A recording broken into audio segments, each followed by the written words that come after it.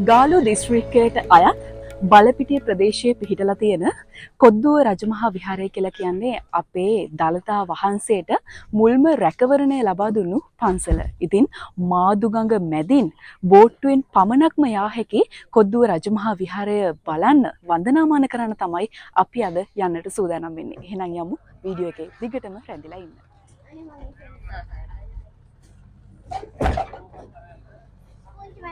මේ මල්ලෙක් ගන්න දෝනි.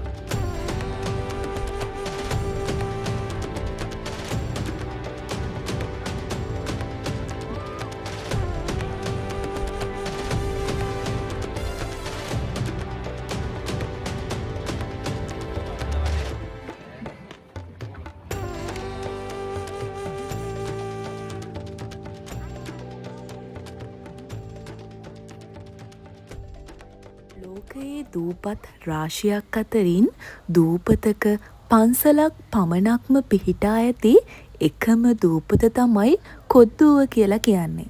ඉතින් මේ කොද්දුව රජමහා විහාරය පිහිටලා තියෙන්නේ හරිම ලස්සන සුන්දර පරිසරයක් මැද. ඉතින් අපි දැන් සූදානම් වෙන්නේ මල් පහන් පූජා කරන්න.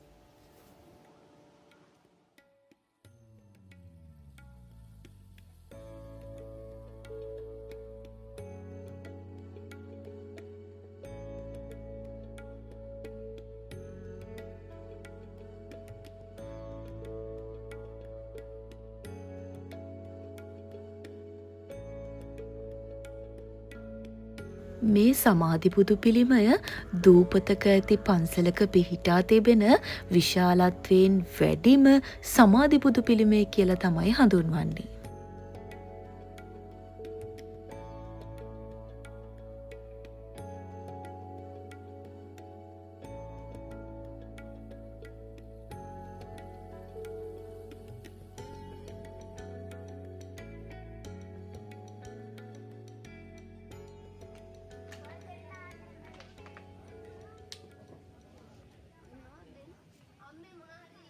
කොද්දුව රජමහා විහාරය වන්දනාමාන කරන්න තමයි අපි දැන් ඇවිල්ලා ඉන්නේ. ස්වාමීන් වහන්සේ අපි කැමතියි දැනගන්න බෞද්ධ අපිට විශේෂ පන්සලක් තමයි මේ කොද්දුව රජමහා විහාරය කියලා කියන්නේ. මොකක්ද මේ පන්සලේ තියෙන විශේෂත්වය? හොඳයි. තිරුවන් සරණයි සියලු දෙනාටම. ඔයාලා ඇවිල්ලා ඉන්නේ බලපිටිය මාදුගඟේ. මේ මාදුගඟේ තියෙන දූපත් 64ක්. ඒ දූපත් 64න් දූපතක පන්සලක් පමණක් තියෙන එකම දූපත කොද්දුව. එතකොට මේ කොද්දුව මේ දූපත තුළ මේ පන්සල පිහිටලා තිබෙන්නේ මෙය හඳුන්වන්නේ කොද්දුව රජමහා විහාරය කියලා. මේ කොද්දුව රජමහා විහාරයක් වෙන හේතුවක් වෙන තමයි මේ ඉදිරියේ වැඩ ඉන්න බෝධීන් වහන්සේ. මේ ස්ථානයේ රෝපණය කරන්නේ අනුරාධපුරයේ රජකම්පුර දේවානම්පියතිස්ස මහරජතුමා විසින්. අනුරාධපුර ජයශ්‍රී මහා බෝසත්මිඳුන් වහන්සේගෙන් හටගත්ත දෙතිස් ඵල මුලින් අෂ්ටඵල ඊට පස්සේ දෙතිස් ඵල. ඒ දෙතිස් ඵල බෝපළවල 32 වෙනි බෝපළේ තමයි එතුමා විසින් මේ ස්ථානයේ රෝපණය කළේ. ඉතින් මහරජතුමා විසින් බෝධීන් වහන්සේ රෝපණය කරපු නිසා මේ විහාරස්ථානය රජමහා විහාරයක් හැටියට නම් කරලා තියෙනවා කොද්දුව රජමහා විහාරය කියලා. අනිත් ඓතිහාසික තොරතුරු තමයි හේම්මාලා දන්තකුමරු දෙදෙනා. දනදා වහන්සේ ලංකාවට වඩම්මනකොට එයාලට යාපනය ප්‍රදේශයෙන් ගොඩ බහින්න බැරි වෙනවා. මොකද ඒ අර සොලි ආක්‍රමණත් එක්ක තිබිච්ච යුද්ධමය තත්ත්වයක් ඒක රටේ රජකම් කර මහසෙන් මහරජතුමා මරණයටපත් වීම නිසා එයාලට රාජ අනුග්‍රහය ලැබෙන්නේ. නිසා එයාලා දකුණු වෙරළබඩ තීරයෙන් පැමිණෙනවා බලපිටිය කාදල වැලි තොට කියලා විශාල තොට තුනක්. එතනින් තමයි ලංකාවට ගොඩ බහින්නේ. ඒ ඇවිල්ලා දනදා වහන්සේ ආරක්ෂා කරන තැනක් හොයනකොට එයාලා තෝරගෙන තියෙන මාදුගඟේ මේ දූපත. ඒ මොකද මෙතන බෝධීන් වහන්සේ වැඩ හිටපු නිසා. ඒක තමයි විශේෂත්වය. ඒතර එයාලා දනදා වහන්සේ ආරක්ෂා කරන උපක්‍රමය තමයි මේ දූපතේ තනින් තන එයාලා වැලි වලින් පුංචි පුංචි කොත් කැරළි නිර්මාණය කරනවා 100 ගාණක්.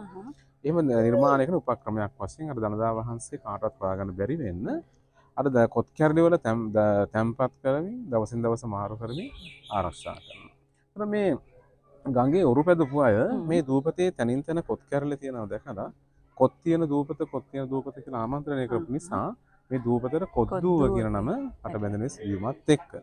එතකොට දළදා වහන්සේ මුල්වරට ශ්‍රී ලංකා ද්වීපයේ භූමි ස්පර්ශය කරන්නේ මේ දූපත තුලදී. ඊට පසු කාලේනව අර පිළිමේ අපේ එතුමාගේ නම තමයි කළුහස් සැම්සන් දාබ්‍රේ විජේගුණරත්න රාජපක්ෂ වාසල මහ මුදලිතුමන් බලපිටිය මහ කප්පිනවලමේ ප්‍රධාන මුදලිතුමා.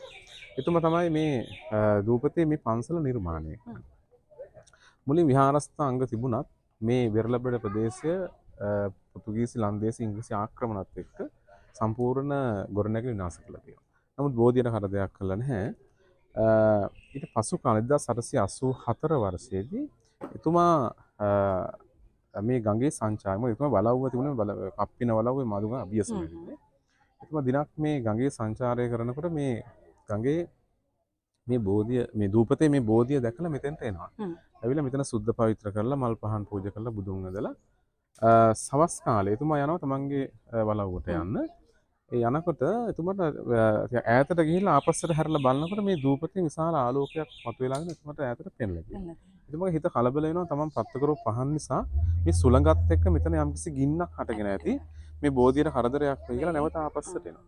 ඇවිල්ලා බලනවා නමුත් බලාපොරොත්තු වෙච්ච කිසිදු ගින්නක් නැහැ. ඒ පහන් පත්තු කරපු විදිහම කියලා තියෙනවා. ඒ සිදුවීමත් එක්ක එතුමා කල්පනා කරන මේ ස්ථානේ බොහොම බලවත් තැනක්. සම්‍යක් දෘෂ්ටික දෙවිවරු වැඩ ඉන තැනක්. ඒ නිසා මේ දූපත තුළ පන්සලක් නිර්මාණය කරන්නට ඕනේ කියලා.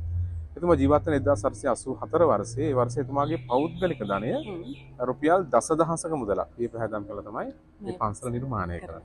මේ සියලු නිර්මාණ සිද්ධ කරන්නේ වලව් ගෘහ නිර්මාණ ශිල්පයේ මූලික කරගෙන. මොකද එතුමා වලව්වක ජීවත් වෙච්ච කෙනෙක්.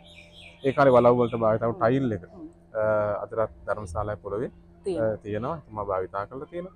ඔය දාලා තියෙන දැව වර්ගයෙන් බොහොම ස්තරම්ම දැව වර්ග. ඊට පහළින් සංඝාවාසය නිර්මාණය කරලා තිබුණා විසුණු වහන්සේලා වැඩින්. ඉතින් ඒ විදිහට අංග සම්පූර්ණ මේ චෛත්‍ය නිර්මාණය කරන්න තුමාමයි මේ ස්ථාන දළදා වහන්සේ වැඩ සිටියේ බවට සංකේතවත්. එහෙම නිර්මාණය කරලා 1884 වර්ෂයේදී මේ දූපතත් මේ පන්සලත් දෙකම ඕමත්‍ය අබේතිස්සගේ නායක හඳුරන්ට සංඝසතු වශයෙන් පූජා කරනවා. බොහොමත්ම ස්තුතියි අපේ හඳුරන්නේ තෙරුවන් සරණයි. තෙරුවන් සරණයි. ඉතින් ඔන්න අපි දැන් මේ පන්සල වැඳ පුදාගෙන ඉවර වෙලා මාදුගඟ වටේ රවුමක් යන්නත් අමතක කළේ නැහැ.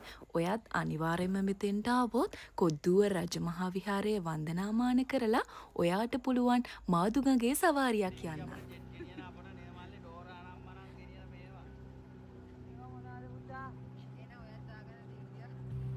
එහෙනම් අදට මම මෙතනින් සමුගන්නවා. මගේ channel එක subscribe කරන්න කියලා ආදරයෙන් ඉල්ලන ගමන් මම ගිහින් එන්නම්. ඔයාලා හැමෝම සතුටින් පරිස්සමින් ඉන්න ඕන.